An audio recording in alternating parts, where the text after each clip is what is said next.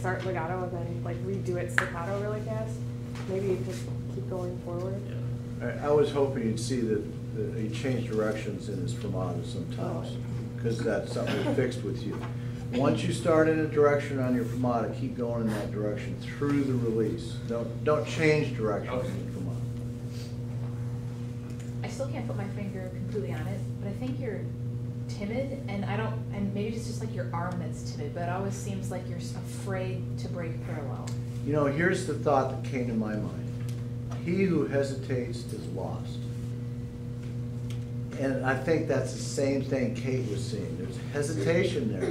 And you know, this sounds really self-centered, and you have to be self-centered. You have to be absolutely right. Even when you're wrong, you have to be absolutely right. And still be willing to say, okay, I screwed up. But don't be afraid to screw up.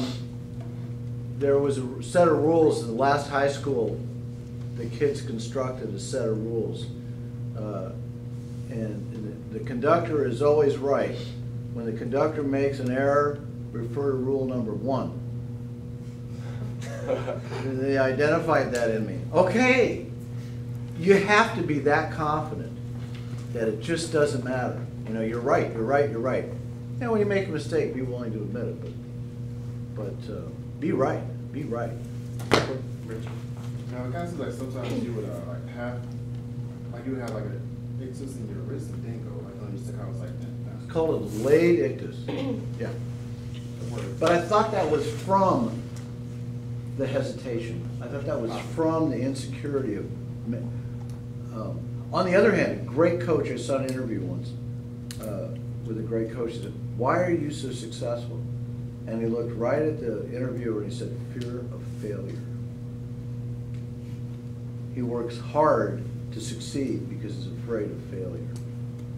Wow, that's insightful when you think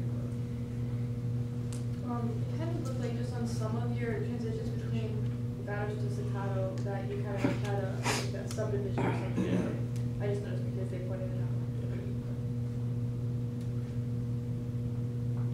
I think going along with the confidence thing, if you just, what I always do is just pretend to be confident, even if I'm not, like just act like I am, and then you can people can't tell the difference, you know, if you're lying about it or not. And then as you pretend, like the further and further you go, the less and less you have to pretend until you actually are confident.